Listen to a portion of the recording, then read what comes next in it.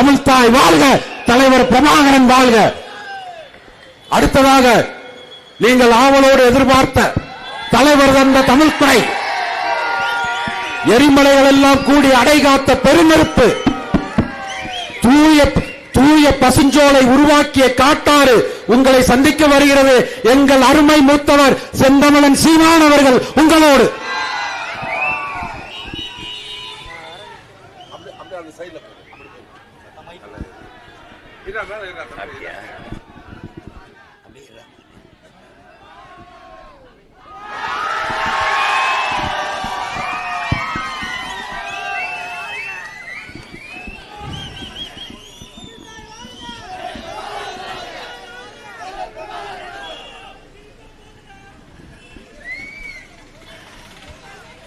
எங்களின் உயிரோடும் உணர்வோடும் கலந்து வாழுகின்ற என் அன்பு சொந்தங்கள் அனைவருக்கும் வணக்கம்.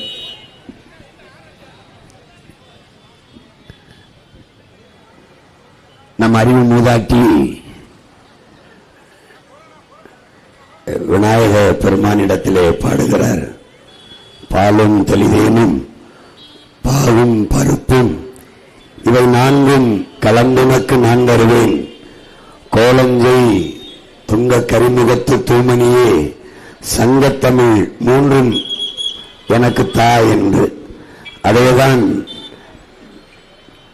அவையின் பேரன் நானும் அவரிடத்திலே நாம் எல்லோரும் வேண்டுகிறோம், சங்கத்தமிழை எங்களுக்கு தா என்று. என் அன்பு பெற்றோர்களே, என் அருமை உடன்பிறந்தார்களே, இதுவரை இந்த நிலத்திலே எத்தனையோ தேர்தல்கள் நடந்திருக்கிறது. ஆனால் எந்த மாறுதலும் நடந்தது இல்லை. அதே ஊழல் லஞ்சம், அதே கொள்ளை, அதே வளக்கொள்ளை, அதே பசி பஞ்சம், அதே ஏழ்மை வறுமை, அதே சாதி இழிவு தீண்டாமை, ஆணவ படுகொலை, பாலியல் வன்கொடுமை படுகொலைகள், இது எதுவுமே மாறியதாக இல்லை. வாழ்க்கையில் மற்ற இனங்களுக்கெல்லாம் எப்போதாவது போராட்டம் வரும். நமக்கு போராட்டமே வாழ்க்கையாக மாறி இருக்கிறது. எல்லாவற்றுக்கும் போராட வேண்டிய ஒரு சூழலை, ஒரு நிலையை இந்த ஆட்சியாளர்கள் நமக்கு தந்திருக்கிறார்கள். ஒரு அடிப்படை தேவை ஒரு மனித வாழ்க்கைக்கு கல்வி, மருத்துவம், குடிநீர், தடையற்ற மின்சாரம், பயணிக்க நல்ல பாதை, தரமான போக்குவரத்து, கல்விக்கேற்ற வேலை, வேலைக்கேற்ற சம்பளம், அதை கொண்டு வாழ்கிற மதிப்புமிக்க வாழ்க்கை, இவையெல்லாம் தான் ஒரு அடிப்படை. ஆனால் இதில் எதையுமே நிறைவேற்றாது வெறுமனே கடன் கடன் கடன் என்று வாங்கி 10 லட்சம் கோடி கடன், இவர்கள் வளர்ச்சி என்று காட்டுவது, இவர்கள் வளர்ச்சி என்று நமக்கு கட்டமைப்பது கடன் வளர்ச்சியைத்தான். இந்த 5 ஆண்டுகளில் மட்டும் 4.5 லட்சம் கோடியை இவர்கள் கடன் பெற்றிருக்கிறார்கள். கடன் பெற்று நிறைவேற்றிய ஒரு திட்டம் ஏதாவது சொல்ல முடியுமா? ஒன்றும் இல்லை. நாட்டு குடிகளில் யாராவது ஒருவன் திருடினான், ஊழல் பெற்றான், செய்தான், லஞ்சம் பெற்றான், அதுக்காக சிறை சென்றான் என்றால் சகிக்கலாம், பொறுக்கலாம். நாட்டை ஆள்பவனே, நாட்டை வழிநடத்துபவனே, நாட்டின் உயர்ந்த அதிகாரத்தில் இருப்பவனே திருடுகிறான், ஊழல் செய்கிறான், லஞ்சம் பெறுகிறான், அதற்காக தண்டனை பெற்று சிறைக்கு செல்கிறான் என்றால் நாடு எந்த நிலையில் இருக்கும் என்பதை அறிவு சமூகம், ஆண்டோரும் சான்றோரும் நிறைந்த சமூகம், கற்றறிந்த பெருமக்கள் நிறைந்த இந்த தமிழ் சமூகம் யோசிச்சு பார்க்கணும். என்ன மதிப்பு இருக்கும்? தமிழர் என்ற ஒரு இனம் உண்டு, தனித்தே அவருக்கு ஒரு குணம் உண்டு, அமிழ்தம் அவரது மொழியாம், அன்பே அவரது வழியாம் என்று நம்முடைய தாத்தா நாமக்கல் கவிஞர் ராமலிங்கம் பிள்ளை பாடுறார். இப்ப தமிழர் என்ற ஒரு இனம் உண்டு, தனித்தே அவருக்கு ஒரு குணம் உண்டு என்றால் அது என்ன குணம்? எந்த குணத்தை சொல்வது? எந்த குணத்தை சொல்வது? எந்த குணத்தை? எது? கேவலம். கேவலம். ஒரு மாண்புமிக்க இனம், உலகம் பெருமைப்பட, உலகம் போற்றி கொண்டாடுகிற அளவிற்கு வாழ்ந்த ஒரு இனம், முதலில் பண்பட்ட இனம், முதலில் நாகரிகம் அடைந்த இனம் தமிழினம். ஆனால் இன்று அநாகரிகத்தின் அவமானத்தின் சின்னமாக, சுயமரியாதைக்கென்று கட்சி கண்ட, அரசியல் இயக்கம் கண்ட ஒரு இனம் அவமரியாதை சின்னமாக அலைகிறது. இலவசத்துக்கு ஏங்கி நிற்கிறது. இலவசத்துக்கு, வேட்டி சேலைக்கு, அரிசி பருப்புக்கு அல்லாடி கொண்டு நிற்கிறது. ஒரு குறிப்பிட்ட மக்கள் ஏழ்மை வறுமையில் நிற்கிறார்கள், அவர்கள் கையேந்தினார்கள் என்றும் இல்லை. எல்லோரும் எல்லோரும் கல்வி அறிவு பெற்றிருக்கிறார்கள், படித்தவர்கள் நிறைந்திருக்கிறார்கள், ஆசிரியர் பெருமக்கள், அறிவார்ந்த சான்றோர்கள் எல்லாரும் இருக்கிறார்கள். ஆனால் இவ்வளவு அநீதி நடக்கிறது தெரிகிறது. எல்லோரும் வீதியில் வந்து போராடுகிறார்கள். ஆசிரியர்கள், மருத்துவர்கள், செவிலியர்கள், உழவர்கள், வேளாண்குடி மக்கள், மீனவர்கள், போக்குவரத்து தொழிலாளர்கள், துப்புரவு பணியாளர்கள், மகளிர் சுய உதவி குழுக்கள், போராடாதவர்கள் எவரும் இல்லை. இத்தனை போராட்டங்களை தந்தவர்கள், இவ்வளவு போராட்டங்களை மக்களுக்குள் திணித்தவர்கள் தொடர்ந்து திரும்ப திரும்ப எப்படி அதிகாரத்துக்கு வர முடிகிறது? பிரச்சனைகளை தந்தவர்களே எப்படி அதிகாரத்துக்கு வர முடிகிறது? எப்படி? என் தம்பி செந்தில் பாலாஜி இப்ப தெற்கு தொகுதியில் வந்து போட்டியிடுகிறார். பலமுறை கரூரில் தான் போட்டியிட்டார். நானே அவருக்கு இரட்டை இலையில் கரூரில் போய் வாக்கு சேகரித்திருக்கிறேன். அப்போது காங்கிரஸ் திமுகவுக்கு எதிராக அதிமுகவை நான் ஆதரிக்கும் போது, நாம் தமிழர் கட்சி தொடங்காத போது அவரை ஆதரித்து வேலை செய்தேன். பலமுறை அங்கே வென்றார். இப்போது அங்கேயே நிற்கவில்லை. தம்பி விஜய் அந்த ஊருக்கு போனார். அவரை பார்க்க வந்து 41 பேர் செத்தார்கள். அவர் மேல அவ்வளவு உயிர் பாசம் வைத்து செத்த மக்களுக்காகவாது அந்த ஊரில் ஏன் அவர் போட்டியிடவில்லை? ஏன் போட்டியிடவில்லை? ஒரு தலைவன் முதலாக தேர்தல் களத்திற்கு வருகிறார். தன்னை ஹீரோ என்கிறார். நான் உச்சத்திலிருந்து இறங்கி வருகிறேன் என்றார். நான் என்னுடைய உச்சத்தை விட்டுட்டு வருகிறேன் என்றார். நான் ஒரு மாஸ் என்கிறார். நான் ஒரு பிளாஸ்ட் என்கிறார். அப்படி தன் மீது நம்பிக்கை இல்லை, தன் மக்கள் மீது நம்பிக்கை இல்லை. ஒரே நேரத்தில் 2 தொகுதியில் போட்டியிடுகிறார். ஏன்? ஏன்? ஒரு கதாநாயகன் கான்பிடண்டா இருக்க, வெற்றி நிச்சயம், உனக்கே கான்பிடன்ட் இல்ல, அதனால நீ 2 தொகுதியில போட்டியிடுற. நீ நம்பிக்கை இருந்தால் ஒரே தொகுதியில் உன் மீது நம்பிக்கை இருக்கணும் அல்லது மக்கள் மீது நம்பிக்கை இருக்கணும். நீ ரெண்டுமே இல்லாம 2 தொகுதியில ஏன் போட்டிடுற? இன்னும் ஜனநாயகத்தில் இன்னொருக்கு இருக்கிற வாய்ப்பை என்பறிகிற. இது எப்படி?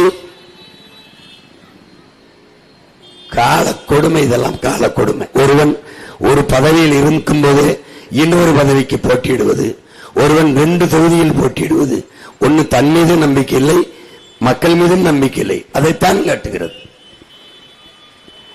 எந்த மாதிரி எடுத்துக் கொள்கிறது என் மக்கள்? எந்த மாதிரி என் மக்கள் இதையெல்லாம் பொறுத்து சகித்துக் கொள்கிறார்கள்? எப்படி? வாக்குக்கு காசு கொடுக்கிற மரபை என் மக்கள் எப்போது சகிக்க தொடங்கினார்கள்? ஒரு நேர்மையாளன், ஒரு நல்ல ஆட்சி தர வேண்டும், மக்களுக்கு தன்னலமற்று சேவை செய்ய வேண்டும் என்கிற எண்ணம் கொண்டவன் எதற்காக ஓட்டுக்கு காசு கொடுக்க வேண்டும்? ஏன் ஏன் காசு கொடுக்க வேண்டும்?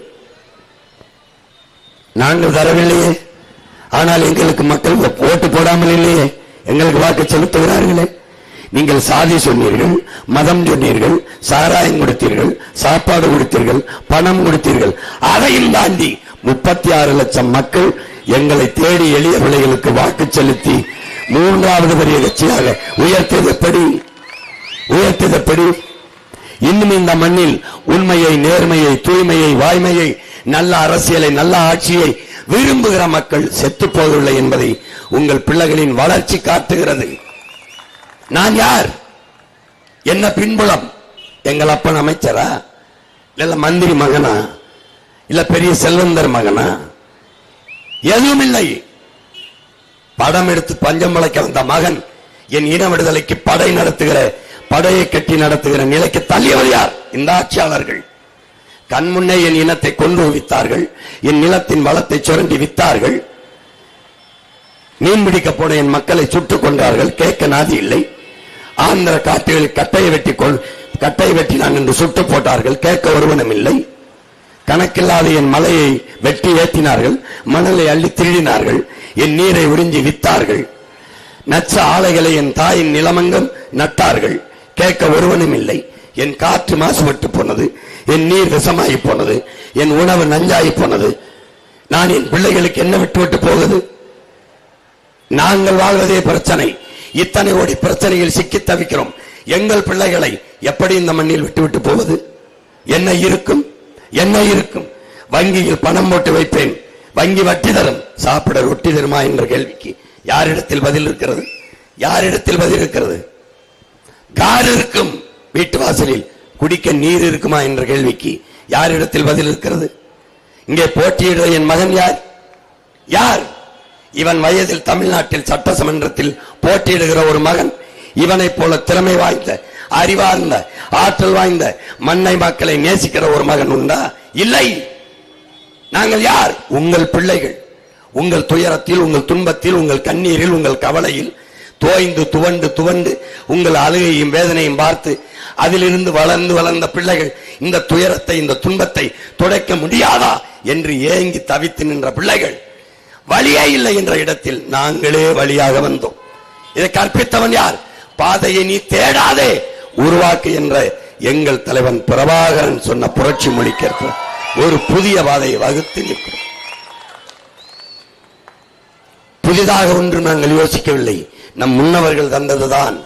நம் முன்னவர்கள் அவையே உன் தமிழெல்லி பருகவே நான் வந்தேன் என்ற என் முருகத் திருமான், எங்கள் முருகப் பெருமானின் தமிழ் செத்து போனது, மீட்க காக்க வந்தோம். நக்கீரா, உன் தமிழோடு சற்று விளையாடவே நான் வந்தேன் என்ற என் சிவனின் தமிழ் செத்து போனது, அதை மீட்க காக்க அவன் பிள்ளைகள் நாங்கள் வந்தோம். என் அடையாளம் அழிந்து போனது, பெருமை மிக்க இனத்தின் மக்கள், அவன் பிள்ளைகள் நாங்கள். எங்களுக்கு என்ன அடையாளம் இருக்கிறது? என்ன அடையாளம் இருக்கிறது?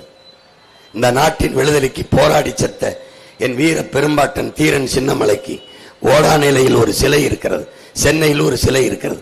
வேற என்ன அடையாளம் இருக்கிறது? அவனை படிக்க வரலாற்றில் பாடம் இருக்கிறதா? என்ன இருக்கிறது? கீழ் நோக்கித்தான் தண்ணீர் வாயும், ஆனால் மேல் நோக்கி தண்ணீரை எடுத்துக்கொண்டு போய் பாசனத்துக்கு பயன்படுத்திய ஒரு அணையை கட்டியவன் என் பாட்டன் காளிங்கராயன். அவன் பெருமை ஏதாவது இந்த மண்ணில் பேசப்படுகிறதா? பேசப்படுகிறதா? தேசிய கொடி, இந்திய நாட்டின் கொடி தரையில் தாழக்கூடாது என்று கொடியை காத்து நின்ற குமரனின் புகழ் போற்றப்படுகிறதா? இன்று வரைக்கும் அந்த கொடி காத்த குமரனுக்கு ஒரு மண்டபம் கட்டி போற்றுங்கள் என்ற அரசிடத்தில் முறையிட வேண்டிய தேவையில் இருக்கிறது.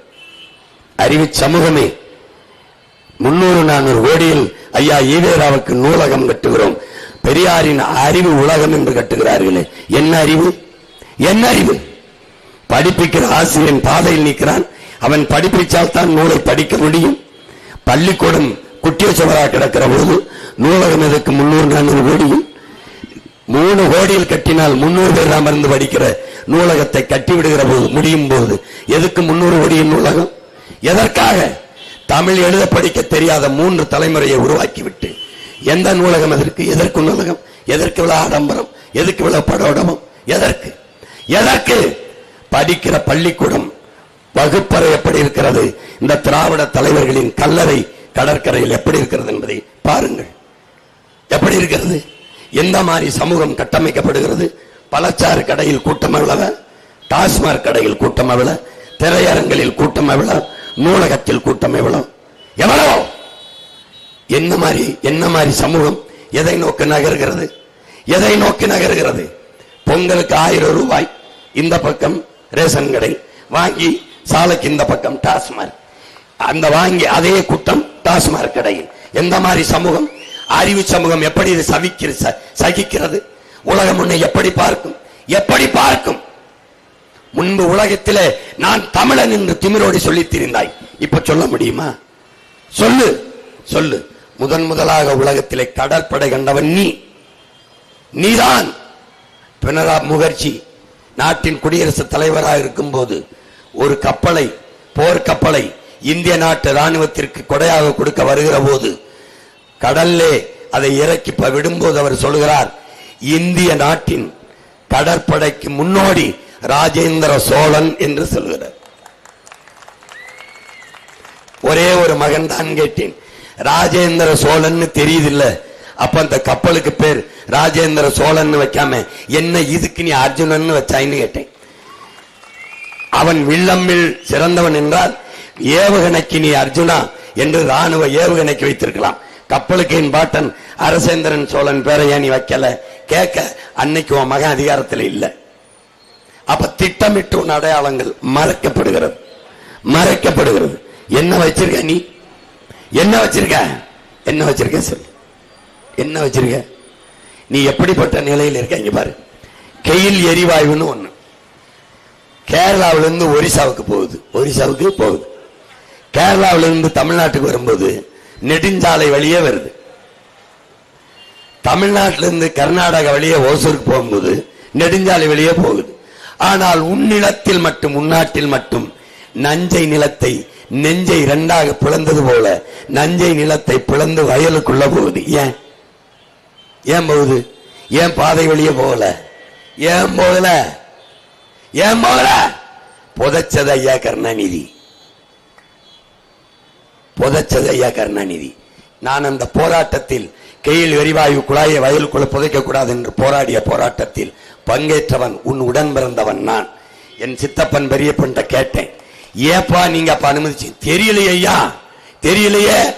தண்ணி போகுதுன்னா நிலம் குழுகுன்னு தான் இருக்கும்னு கொடுத்துட்டோம் நாங்க. அப்புறம் எப்ப தெரியுது எரிவாயு போகுதுன்னு? ஒரு சட்டம் வருது. எப்படி வருதுன்னா, இந்த எரிகாற்று குழாய், எரிவாயு குழாய் போற இந்த குழாய் வெடிச்சிருச்சுன்னா அதனால ஒரு இழப்பு ஏற்பட்டா, ஒரு பேரிடர் ஏற்பட்டா நிலத்தின் உரிமையாளரே பொறுப்பேற்க வேண்டும்.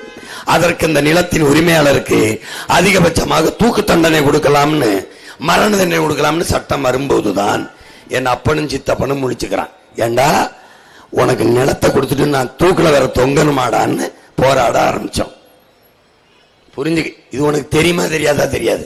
போராடி நிறுத்தி வச்சிருக்கேன், நல்லா கவனிச்சுக்க. இதை போதைக்கு அனுமதிச்ச பெருந்தகை உங்க ஐயா கருணாநிதி. அப்புறம் போராடி தடை விதிச்சிட்டோம். இப்போ உச்ச நீதிமன்றத்தில் வழக்கு போகுது. யார் போட்டா? கெயில் எரிவாயு நிறுவனத்துக்காரன். நாங்க என்ன கோரிக்கை வைக்கிறோம்? கேரளாவிலிருந்து இங்க எப்படி வந்துச்சோ, இங்க இருந்து கர்நாடகா எப்படி போகுதோ அதே மாதிரி பாதை வழியே உள்ள குலைச்சு கொண்டு போ, நிலத்துக்குள்ள புதைக்காத. இது எங்க கோரிக்கை. அங்க போகும்போது அம்மையார் ஜெயலலிதா முதலமைச்சர். அப்ப வழக்கு நடக்குது. வழக்குக்கு மிக உயர்ந்த அரசு வழக்கறிஞர்களை அனுப்பாம அவர்களுடைய உதவியாளர்களை அனுப்பிடுறாங்க.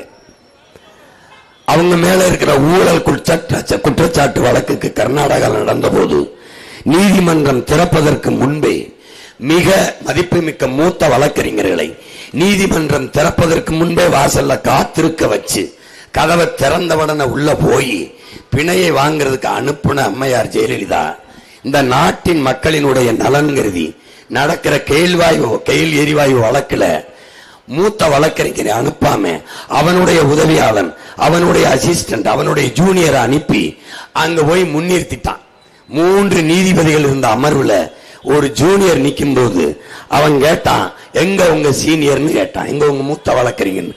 அவரு வேற ஒரு வழக்குக்காக போயிட்டாருன்னு சத்தியம் பேசுறவன் மகன் கேட்டுக்க வெறுப்புல அந்த கோப்பை ஃபைல மூடிட்டு நீ புதைச்சு கண்டு கையில் எரிவாயு நிறுவனத்துக்கிட்ட போயிட்டான். எவ்வளவு மக்கள் நலன் சார்ந்த அதிகாரத்தை நிறுவிருக்கா என்பதுக்கு. இதெல்லாம் நடந்ததா உனக்கு தெரியுமா? தெரியுமா? உனக்கு தெரியுமா? கீழே கையில் எரிவாயு, மேல உயர் மின்னழுத்த கோபுரம், கீழே எரிவாயு போகுது, மேல மின் அழுத்த கோபுரம் போகுது, மின் கம்பி மேல போகுது, இங்க டியூப் லைட்டை வச்சா எரியுது, மேல மின்சாரம், கீழே எரிவாயு. எப்படா ஒரு விவசாயி நிலத்தின் விவசாயம் பண்ணுவான்? எப்படி பண்ணுவான்? எப்படி பண்ணுவான்? 60 வருஷமா அத்திக்கடவா விநாயகர் திட்டத்தை பேசிட்டு இருக்கான். எப்படி? எங்க அப்பா வயசுல இருக்க ஒருத்தர், ஐயா மகனே 65 வருஷமா போராடுறோம்டா, இதுக்கு ஏதாவது ஒரு முடிவை சொல்றான்னு. நான் என்ன முடிவை சொல்றது? உன்னை மாதிரி ரோட் நின்று கத்திக்கிட்டு இருக்கேன், நான் எங்கடா முடிவை சொல்றது? எங்க சொல்றது? எங்க சொல்றது? வைத்தியக்காரா, உன் நாட்டை குப்பை மேடாக்கிட்டாங்கடா. திருப்பூர் பூரா பிளாஸ்டிக் நெகிழி குப்பையா கிடக்கு, தெருவில் நின்று போராடுறடா நம்ம மக்கள். உன் ஆட உன் தாயின் மடியை. இந்த மரம், இந்த மரம்டா, இந்த மரம் பூமி தாய்க்கு நன்றி கடனுக்கு, வேருக்கு வேர்ல இருந்து நீர் அனுப்பிய தாய்க்கு பூவை கொட்டி நன்றி சொல்லுறா. பூவை கொட்டி என் தாயே வணக்கம்ங்கிறா, வணக்கம்ங்கிறா. பிள்ளையாருக்கு பூ போடுற, பிள்ளையாருக்கு மாலை போடுறாய். டேய், உன்னைய பெத்த தாய்க்கு மூஞ்சில குண்டா போடுறியடா, நெஞ்சில குண்டா போடுறியடா, முகத்துல குப்பையை கொட்டிடா. பரதேசி குப்பைய நீ பூவை போட வேணாம்டா. பிளாஸ்டிக் நெகிழி குப்பையை போட்டு முடியே. அறிவு சமூகம் செய்யற செயலாடா. படிக்கிறியா இல்லையா? பூமி அழிக்க அணுகுண்டு தேவையில்லை, பிளாஸ்டிக்கே போதும்ங்கிறான். யாரு? பாலித்தினே போதும்ங்கிறான். அணுகுண்டு உடனே அழிக்கும்டா, இது கொஞ்சம் கொஞ்சமா அழிக்கும். ஆனா அழிக்கும். எதை நீ படிக்கிற? என்ன படிக்கிற? எதையுமே கற்றுத்தராத ஒரு பள்ளிக்கூடத்தை வச்சு பாடையை கூட்டிக்கிட்டு இருக்க. என்ன பண்ற? மரம்னா என்னன்னு தெரியல, மலைனா என்னன்னு தெரியல, காற்றுனா என்னன்னு தெரியல, நீர்னா என்னன்னு தெரியல, நிலம்னா என்னன்னு தெரியல, கொக்கு குருவினா எதுக்குன்னு தெரியல. பறவைகள் பறவையிலடா விதையை தூவும் தூதுவர்களா பறவைகள். இந்த நாட்டில் இருக்கிற காடெல்லாம் நாம நட்டதிலடா என் உடன் பிறந்தவனே. எல்லாம் பறவைகள் நட்டதரா, பறவைகள் நட்டது. பறவைகள் இல்லைன்னா காடு எது? காடு இல்லைன்னா மலை எது? நீர் எது? என்னைக்குடா இதை படிக்க போற? என்னை திருப்பி ஒரு கர்மம் இல்லை. நீ படம் பார், படம் பார், படம் பார்த்துட்டு நடிக்கிறவனுக்கு நாடால தகுதி வந்துருதுன்னு நினைக்கிறிய. நீ இருந்தா என்ன, செத்தா என்ன? எதுக்கு நீ சொல்லு? எதுக்கு? ஒருத்தன் வாரான், நான் அதிகாரத்தை அழிப்பேன், அதிகாரத்தை கொடுங்கிறான். நான் ஒப்பனைய கலைப்பேன், அரியணையை கொடுங்கிறான். நீங்கள் நடித்தால் நோட்டை கொடுப்போம் வாழ்வதற்கு, நடிக்கிறதை நிறுத்திவிட்டால் நாட்டை கொடுப்போம் ஆள்வதற்கு.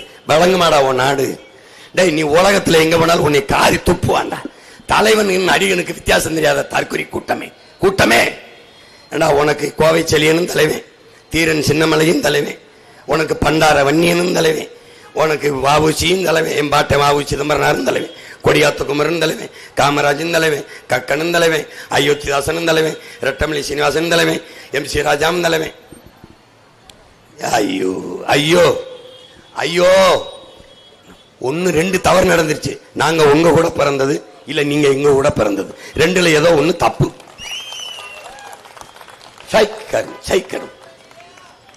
எந்த நூற்றாண்டில் என் இனம், எந்த நூற்றாண்டில் என் இனம் மாறும், எந்த நூற்றாண்டில் என் இனம் நிமிரும், எந்த நூற்றாண்டில் தன்மானத்தோட தலை நிமிரும்? எப்போ எப்போ எப்போ எப்போ? தீரன் சின்னமலை பிறந்த மண்ணில் கூட தன்மானத்தோடு தமிழ் மக்கள் தலை நிமிரலைனா எந்த நிலத்தில் நிமிருவான்? எந்த நிலத்தில் நிமிருவான்? எங்க எங்க உன்னுடைய தன்மானமும் தன்மானமும் ஈனமானமும் எங்க எங்க போச்சு?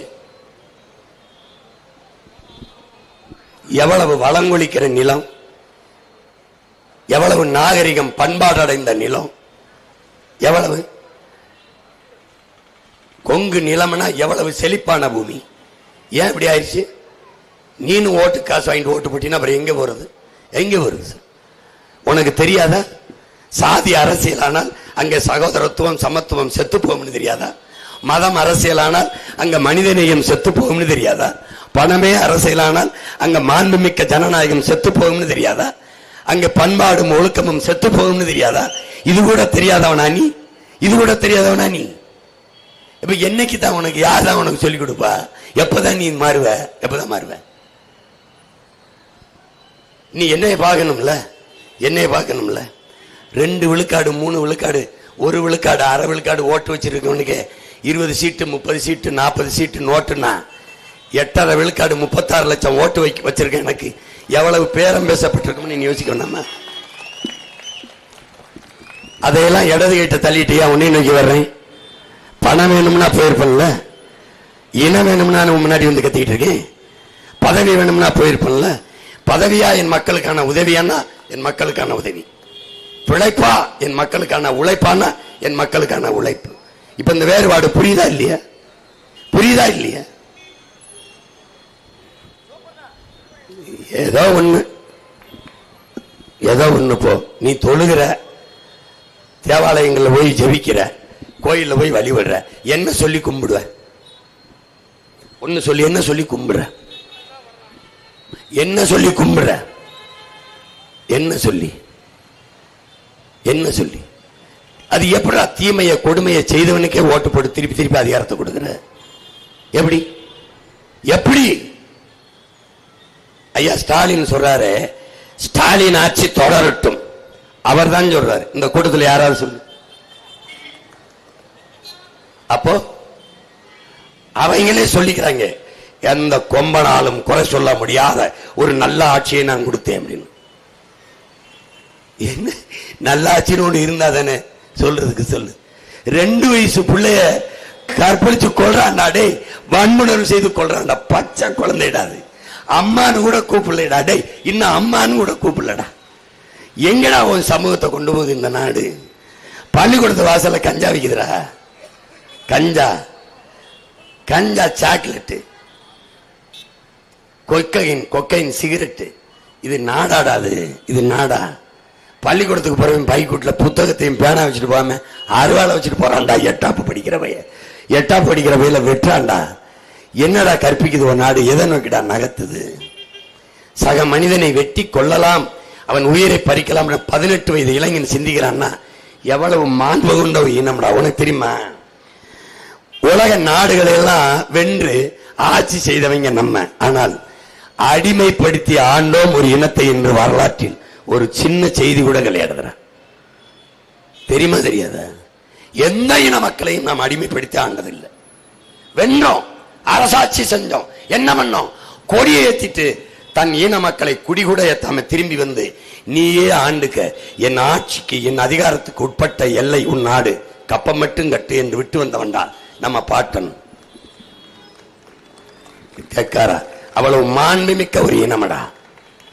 நீங்க பாரு, மாட்டு கண்ணுக்குட்டிய தேர்ல ஓட்டிட்டு போய் ஒரு இளவரசன் தேர்ல நெசுக்கி கொன்னுட்டான். அரண்மனை வாசல்ல ஒரு மணியை, ஆலய மணியை தொங்க விட்டுருக்கான், ஆராய்ச்சி மணி, ஆபத்து மணியை. இந்த பசுமாடு வந்து இந்த கயிறை பிடிச்சு ஆட்டிடுது.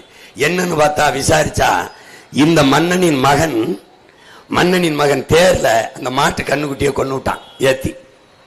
இந்த மாட்டுக்கு நீதி சொல்லணும்னு அதே தேர்க்கல்ல தன் ஒரே மகனை ஏத்தி கொல்றான்டா மாட்டுக்கு முன்னாடி. மனுநீதி சோழன்னு பாட்டேன். டே இது நடந்திருக்குமா இல்லையான்னு விடா. டே இது நடந்திருக்காது, கதை, கற்பனை, கப்சா கதை. கதையில் கூட தமிழின மக்களின், தமிழின முன்னோனின் உயிர்மை நேயம் இருக்குடா. மாட்டுக்கு கூட நீதியை நிலைநாட்டிய பரம்பரையில் வந்தவன். அதை நீங்க கவனிக்கணும். உலகத்தை எத்தனை மன்னர்கள் ஆண்டிருக்கான்? எந்த மன்னன்டா வள்ளலா இருந்திருக்கான்? எந்த மன்னன் இருந்திருக்கான்? ஓ மன்னன் தான்டா. பாரி, ஓரி, காரி, பேகன், ஆய், நல்லி, அதிகமான் 7 மன்னர்கள். மண்ணு நாட்டை ஆண்ட மன்னனே கொடை வள்ளலா இருந்தது உன் முன்னோன்னு தான். முல்லைக்கு தேரை நிறுத்தி மயிலுக்கு போர்வை போர்த்த பேகனும் பாரியின் வாரிசுகள் தான் அறப்படி அரிசிக்கு மயிலுக்கு போர்வே போத்தன பேரனும் பேத்தி வேட்டி சேலைக்கு கையேந்தி நிக்குதுடா. கேவலம்டா, கேவலம்டா. உலகம் கேவலம், கேவலம். காலம்புறா உழைச்சு ஒரு மானத்தை மறைச்சு கட்ட வேட்டி சேலை வாங்க முடியலன்னா நீ இருந்தான்னு செத்தான்னு எதுக்கு? ஒரு பவன் தங்கம், ஒரு பவன் தங்கமா? காலம்புறா வாழ போற பொண்ணுல கழுத்துல ஒரு அரைப்பவன், ஒரு பவன் கூட தாலி கூட வாங்கி கட்ட முடியாத வக்கற்ற நீ காலம்புறா அந்த பிள்ளை வச்சு எப்படா பொழப்ப? எப்படி பொழப்ப? பிறக்கிற பிள்ளைக்கு மோதிரம், அப்புறம் தாலிக்கு தங்கம், அப்புறம் பட்டு புடவை. இதுல ஒரு மயிரும் உங்க அண்ணன் தர மாட்டேன். தாலிக்கு தங்கம், மோதிரங்க தரலாம். என்ன பண்ணுவேன்? என்ன பண்ணுவேன் கேளு. 9 பவனாலும் உன் மனைவி கழுத்திலே, உன் உயிர் துணை கழுத்திலே நீயே கட்டுகிற வசதியை உனக்கு பெருக்கி தருவேன். பிறந்தவன உன் பிள்ளைக்கு நான் மோதிரம் பாட மாட்டேன், நீயே மோதிரம் போடுவ. அரைப்பவன்ல, ஒரு பவன்ல. ஏன்? உன் மனைவிக்கு, என் தங்கைக்கு, இந்த நாட்டின் செல்ல மகளுக்கு மருத்துவ செலவு இருக்குல்ல, 1 ரூபா காசு இல்லாம உயர்ந்த மருத்துவத்தை பிரசவத்துக்கு செலவு பண்ணிடுவேன். அது 2 லட்சம் 3 லட்சம் அதெல்லாம் கணக்கு கிடையாது. அந்த காசை வச்சு நீ பிறக்கிற செல்வத்துக்கு 1 பவன்ல மோதிரத்தை போடு. எப்படா அதெல்லாம் நீ சிந்திப்ப? எப்ப சிந்திப்ப?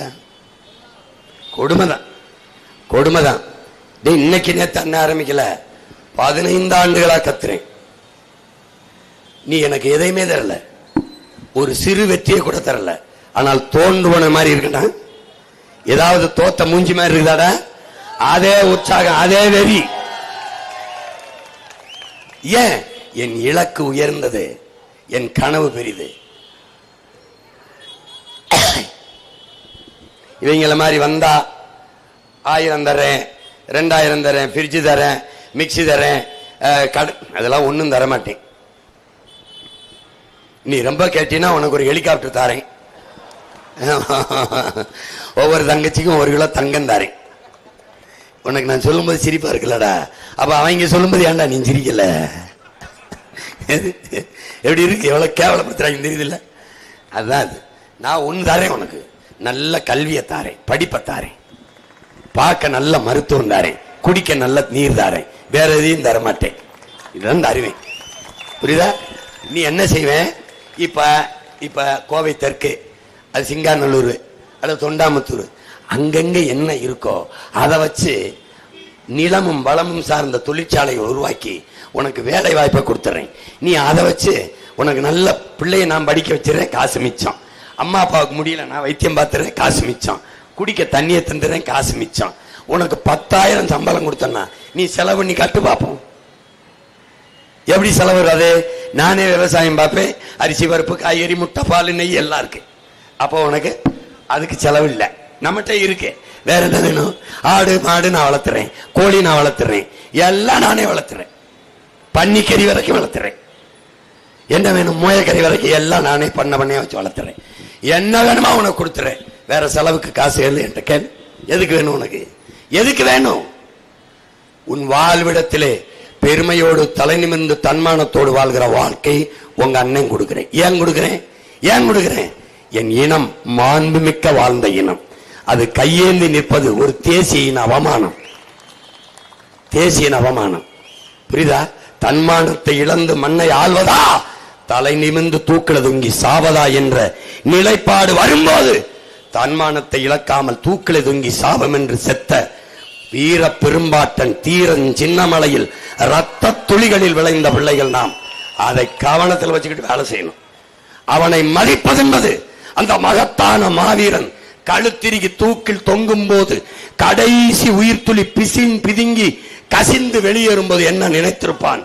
அந்த நினைவுக்கு நீ நன்றி செலுத்த வேண்டும் என்றால் தன்மானத்தோடு அவன் நிலத்திலே, அவன் உழவிய மண்ணிலே, அவன் காலடிப்பட்ட மண்ணிலே, அவன் காற்று மூச்சு காற்று உழவுற நிலத்திலே பெருமையோடு தன்மானத்தோடும் வீரத்தோடும் பெருமையோடு நீ வாழணும். அதற்கான வாழ்க்கையை உன் உடன் பிறந்தவன் நீங்கள் பெற்ற பிள்ளை தருவேன். உங்களை ஏமாத்துறது எளிது, உங்களை காப்பாற்றுறது கடினம். அதை கவனிச்சுக்க. இந்த மகனுக்கு நீ அதிகாரத்தை கொடுப்பது உனக்கான அதிகாரம், ஓ ஆட்சி. என் மகன் பேரறிவாளன் வெற்றி உன் வெற்றி. இந்த கூட்டத்தில் ஒருவன் எங்கள் முகத்தை பார், கண்ணாடியில் போய் ஓ முகத்தை பார். 2 ஒண்ணுதான், 2 ஒண்ணுதான். கருத்து தீஞ்சு இருக்குன்னா காரணம் என்ன? உனக்காக கருகி நிக்கிறேன், உருகி நிக்கிறேன்னா. என்னைய ஊதாசீனப்படுத்தி நிராகரித்தால் உன்னை ஒருவைய உன்னை ஏற்று பார்க்க மாட்டான். இந்த கோபம், இந்த ஆவேசம் ஏன்? புறக்கணிக்கப்பட்ட, நிராகரிக்கப்பட்ட, ஏமாற்றப்பட்ட இடத்தில் தான் பேரறிவு போல பெருமாற்றலாக எழுச்சியுறுங்கிறான். பேராற்றல் எழுச்சியுறும், பேரறிவியாக ஒரு பெருமாற்றல் எழுச்சியுற்று கொட்டுங்கிறான் நம்ம ஐயா இறையன்பு. அப்படி நிராகரிக்கப்பட்டு புறக்கணிக்கப்பட்டு நம்பி நம்பி திமுக காப்பாற்றும், அதிமுக காப்பாற்றும், பிஜேபி காப்பாற்றும், காங்கிரஸ் காப்பாற்றும், நம்பி நம்பி நின்று ஏமாற்றப்பட்ட மக்கள் இது எங்களுக்கு நாங்களே என்று கிளர்ந்திருந்து எழுச்சி வருகிறோம். அதான் இந்த படை. 10 ரூபா ஓட்டு காசு கொடுக்காம, ஒரு பின்புலம் இல்லாம, ஒரு ஊடகம் என்னை ஆதரிக்காம, எந்த ஊடகம்டா ஆணுக்கு பெண் சமம் என்று 117 பெண் 117 ஆண் சீமான் கொடுத்திருக்காங்க. எவனாவது பேசுறானாடா? பேச மாட்டான், பேச மாட்டான். இவ்வளவு எப்படி ஆட்சி நடத்தணும் போட்டு போட்டு காட்டான்டா. பேசுவானா? பேச மாட்டான். ஏன்? பயம்டா, பயம். ஏன்? சீமான் ஆபத்தானவன்கிறான். யாருக்கு? அயோக்கிய பயலுக்கு, திருடனுக்கு, ஊழல் லஞ்சத்தில் இருந்தவனுக்கு, என் மண்ணை மக்களை, என் மண்ணின் மக்களின் நலத்தை கெடுத்தவனுக்கு, என் மண்ணின் வளத்தை குறைந்து கொளுத்தவனுக்கு உண்மையிலே ஆபத்தானவன். ஆபத்தானவன் தான். என்னை வரவிடக்கூடாதுன்னு நினைக்கிற நீ எவன் நாளைக்கு தடுப்ப? நெருப்பை எத்தனை நாளைக்கு நீ குப்பையை போட்டு மூடுவ? வாய்கிட்ட ஊதி மேகத்தை நீ கலைக்க முடியும்னு நம்புற. எப்படி கலைப்ப? ஒண்ணுமே செய்ய முடியாது. நான் வென்றே தீர்வேன், வென்றே தீர்வேன். நான் இல்ல, என் முன்னவர்களின் கனவு, ஆன்மா, அவனுடைய வலிமை. எவனோடும் சேராதின்னு நான் எடுத்த முடிவில்லை. அவன் சொல்றான், உயர்ந்த நோக்கத்தை கொண்டு அதுவே உன்னை வழி நடத்துங்கிறான். என் நோக்கம் சொல்லுது, எவனோடும் சேராத, போடா போடா. இங்க செந்தில் பாலாஜி என் தம்பி போட்டிடுறார், அவர் போட்டிடுறார் இல்ல, என் மகன் பேரிலாளன் போட்டிடுறான். அதான்டா செய்தி, அதான் செய்தி. நாம் தமிழர் கட்சி போட்டிடுகிறது கோவை தெற்குல. கவுண்டமாலயத்தில் என் தங்கை கலாமணி ஜெகநாதன் போட்டிடுகிறார். தொண்டாமுத்துல என் மருமகள் போட்டிடுறார். அதான் நான் களத்தில் நிக்கிறேன். அவன் நிக்கிறான் நிக்கல, அதை பத்தி எனக்கு கவலை இல்லை. நாங்க நிக்கிறோம். ஊழல் லஞ்சம் ஒரு பக்கம், உண்மை நேர்மை ஒரு பக்கம். ஓட்டுக்கு காசு, அது பச்சை துரோகம், ஜனநாயக படுகொலை. அதை எதிர்க்கிற நாங்கள் ஒரு பக்கம். சாராயம் மூடும், அது நஞ்சு. பனம்பால், தென்னம்பால், ஈச்சம்பால், மூலிகை சாறு, என் பரம்பரை பால் திறந்து விடுவேன், அதை மூடுவேன். நாங்க ஒரு பக்கம். இதான சண்டை. பிரச்சனையை தந்தவன் ஒரு பக்கம், பிரச்சனையை தீர்க்கணும் வந்த உங்க பிள்ளைகள் ஒரு பக்கம். நீங்க இப்ப எந்த பக்கம் முடிவெடுங்க. வருகிற ஏப்ரல் 23ஆம் தேதி உங்க கையில் உலகம் திரும்பி பார்க்கிற மாற்றம் இருக்கிறது. வரலாற்றில் மாபெரும் புரட்சிகர முடிவை எடுக்கணும். வாக்குக்கு காசு, வாக்குக்கு காசு. என் தம்பி செந்தில் பாலாஜி கரூர்ல போய், தம்பி விஜய் போய் பாட்டிலுக்கு 10 ரூபாய், பாட்டிலுக்கு 10 ரூபாய், பாட்டிலுக்கு 10 ரூபாய்ன்னு பாடினார். பாடி அவர் நான் வந்தால் டாஸ்மார்க்க மூடுவேன்னு சொல்ல மாட்டேங்கிறார். ஏன் சொல்லு. உனக்கு தெரியுமா, குடிக்கிற மக்கள், குடிகாரர்கள் ஓட்டு 2 கோடி இருக்கு. சர்வே சொல்லுது, புள்ளி விவரம். 2 கோடி குடிகாரன் இருக்கான். நீ டாஸ்மார்க்க மூடுவன்னா 2 கோடி ஓட்டு உனக்கு போயிரும். இவன் இந்த டாஸ்மார்க்க மூடுவேங்கிறான், மூட மாட்டேங்கிறான். நான் 2 கோடியில 2000 கோடி ஓட்டு எனக்கு விழலைனாலும் நான் வந்தா மூடுவேன். ஏன்? எனக்கு குடிக்கிற மக்களின் ஓட்டு வேண்டாம், தமிழ் குடிமக்களின் ஓட்டு போட்டால் போதும். இன்னைக்கு இல்ல நாளைக்கு வெல்றேன், நாளைக்கு இல்ல நாளை மறுநாள் வெல்றேன். வேணாமடா உன் ஓட்டு வேணாமடா பட. இவன் என்ன சாதி, நான் என்ன சாதி பாத்தீனா, போட்டாத உன் ஓட்டு எனக்கு தீட்டு. போட்டாத. சாதிதான் வேண்டுமென்றால் சற்று தூரனில், சாதிக்க வேண்டுமென்றால் உன் அண்ணன் கையை பிடிச்சுக்க, இருக்க பிடிச்சுக்க. மதம் தான் வேண்டுமென்றால் தூரப்போ, தள்ளிப்போ. இல்லை, உலகத்தில் புனிதமான மனிதம்தான், மனித நேயம் தான் வேண்டுமென்றால் என்னோட வா, என் அருகில் வா, என் அருகில் வா, என் அருகில் வா. பணம் தான் அரசியல் என்றால் தூரப்போ. மாண்புமிக்க ஜனநாயகம் வேண்டும். பணம் அரசியலானால், அதிகாரமானால் அங்கே பண்பாடும் ஒழுக்கமும் செத்து போகும் என்ற புரிதல் இருந்தால் உன் உடன் பிறந்தவன் பக்கத்தில் வா. இல்லை என்றால் இதுவரை எனக்கு போடாத ஓட்டை இனிமேலும் போடாத, என்னை விற்று. நான் என் மரண நொடி எனக்கு வலிக்காது. ஏன்? நான் என் பிறவி கடமையை செய்தேன். நான் என் மக்களுக்கு உண்மையாக இருந்தேன், நேர்மையாக இருந்தேன், உழைத்தேன். நீ போட்டா போடு, போலேனா போ. இதெல்லாம் ஏற்புடையது. இந்த பிள்ளை சொல்றது சரியா இருக்கும். இவன்ட்ட நாடு மக்களும் இருந்தால் நிம்மதியா இருப்பேன்னு நம்பிக்கை இருந்தால், என் அன்பு மகன் இந்த தலைமுறையில் ஈடு இணையற்ற எழுச்சி மிகுந்த இளைய தலைமுறை புரட்சியாளன், இந்த நிலத்திலே விரல் விட்டு எண்ணக்கூடியவர்கள் இருக்கிற அன்றைக்கு ஒரு பகத்சிங் இருந்தான் இந்திய நாட்டின் விடுதலைக்கு. 22 வயதிலே மரணக்கயிற்றை முத்தமிட்ட மகத்தான வீரன். அவனுக்கு இணையான மகன் என் மகன் பேரறிவாளன். என் அன்பு தம்பி தங்கைகளே, அருமை பெற்றவர்களே, இப்படிப்பட்ட ஒரு மகன். நான் சிறையில் இருந்தேன். 260 வழக்குகளை இந்த நிலத்தில் சுமக்கிறேன். நான் ஏறாத நீதிமன்ற படிக்கட்டில்லை, நான் இருக்காத சிறை இல்லை. கொலை செய்தனா, கொள்ளையடித்தனா, என்ன செய்தேன்? இந்த நாடும் இந்த அதிகாரமும் செய்த அநீதியை எதிர்த்து போராடினேன். என் இனம் கொல்லப்பட்ட போது போராடினேன். எல்லாம் பெரியார், எல்லாம் பெரியார் என்றார்கள். இல்லை, என் இனத்தின் முன்னோர்கள் எல்லாரும் பெரியார் என்றேன். இந்த சண்டையில் ஒரே நாள் மட்டும் ஐயா ஸ்டாலினுடைய அரசு 100 வழக்கையும் மேல போட்டது. 260 வழக்கு. சிறைக்கு பல முறை சென்றேன். இந்த நாட்டுக்காக போராடி, இந்த மக்களுக்காக 8 வழிச்சாலை எடுத்து போராடி சிறை.